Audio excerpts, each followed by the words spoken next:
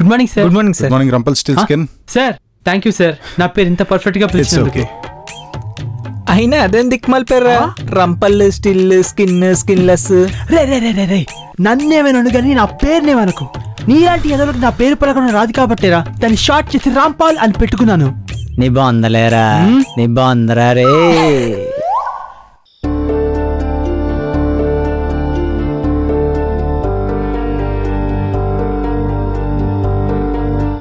చేస్తావు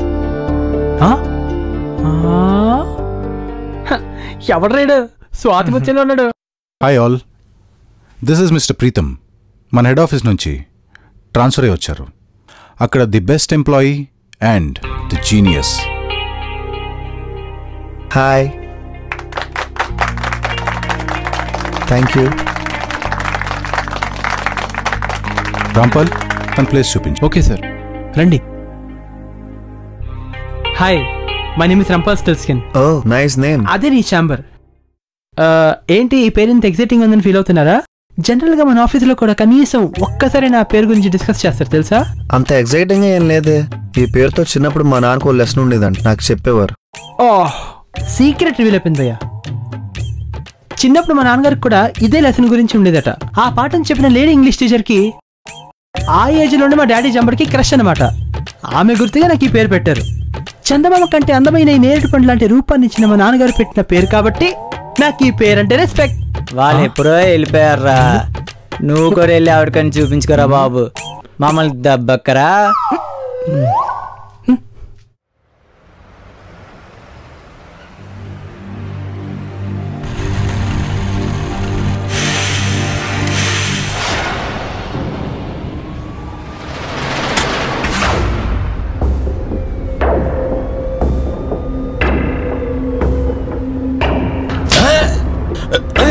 నా మొబైల్ దొంగ దొంగ దొంగ, పట్టుకోండి పట్టుకోండి.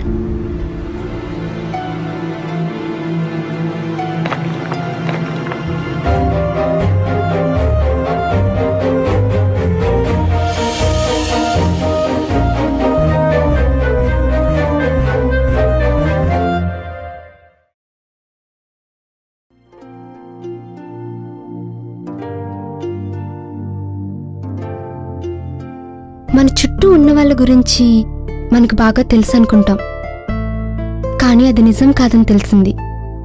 మనకి బాగా పరిచయం ఉన్న వాళ్ళలో కూడా మనకి తెలియని ఎన్నో షేడ్స్ ఉంటాయి. ఇంకో ముఖం, అంతర్ముఖం. ఏంటి బాగా ఫిలాసఫీ మాట్లాడుతున్నావు? ఇది ఫిలాసఫీ కాదు ఉషా, రియల్ టైం ఎక్స్పీరియన్స్. కొందరు చాలా షార్ట్ టైంలో మనకి బాగా దగ్గరైపోతారు. త్వరగా క్లోజ్ అయ్యే ఫ్రెండ్షిప్స్ అంతకంటే త్వరగా క్లోజ్ అయిపోతాయి. But hurts a lot. కొంచెం బాధగా ఉంటుంది కదా మరి. త్వరగానే మర్చిపోతాలే.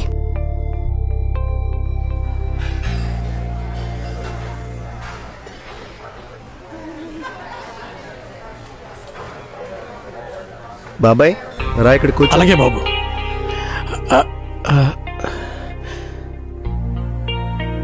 వద్దులే బాబు, నేను అక్కడ కూర్చుంటాను. రా బాబాయ్ కూర్చో.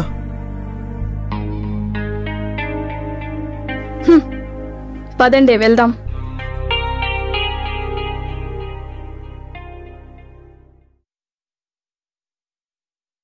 ఏంటే పాపం, అతను ఫీల్ అవుతాడో ఏంటో. అందరూ నీది యాటిట్యూడ్ అనుకుంటారే. వాళ్ళు అనుకునేది కరెక్టే. Yes, this is attitude. అయినా ఎందుకే ఇంత కోపం? నా కోపం వాడి మీద కాదే, మనతో పాటు వర్క్ చేస్తున్న అన్ప్రొఫెషనల్ ఈడియట్స్ మీద. అటెండర్లు ప్యూన్లు మన పక్కన కూర్చుని తింటుంటే అసలు హైరార్కీకి వాల్యూ ఏముంటుంది? ఈరోజు ఇక్కడ కూర్చున్నారు, రేపు మన ముందే మన సీట్లో కూర్చుంటారు. I just followed the protocol. Of course ఇది మీకు అందరికీ యాటిట్యూడ్ లా కనిపించవచ్చు, but I love my attitude. ఏంటి బాబాయ్ హడావిడి, కాస్త నెమ్మదిగా తినొచ్చు కదా. అయినా నీ ఖాళీలో పెట్టుకొని కూడా ఈ వయసులో అవసరమా చెప్పు? అవసరం బాబు, చాలా అవసరం. అసలు ఏంటి బాబాయ్ అవసరం? బడ్డీ కొట్టు పెట్టుకున్నా కూడా చొక్కా నలకుండా చక్కగా బతకచ్చు కదా. ఇదంతా మా అబ్బాయి కోసం బాబు. నా చొక్కా నలిగినా పర్లేదు, వాడి చొక్కా నలగకుండా మీలా దర్జాగా ఆఫీసర్లా బతకాలనే నా ఈ కష్టం. వెరీ గుడ్ బాబాయ్. ఇంతకీ మీ అబ్బాయి ఏం చేస్తుంటాడు? కంప్యూటర్ చదువుతున్నాడు బాబు. అందరూ బాగా చదువుతున్నాడని చెప్పడమే కానీ నాకు అర్థమవుదుగా. నేను ఇక్కడ పనిచేస్తే మీలాంటి వాళ్ళందరి పరిచయం వల్ల వాడికి ఒక మంచి ఉద్యోగం వస్తుందని నా ఆశ. వస్తాను బాబు, సార్ పిలుస్తున్నారేమో, వెళ్ళాలి.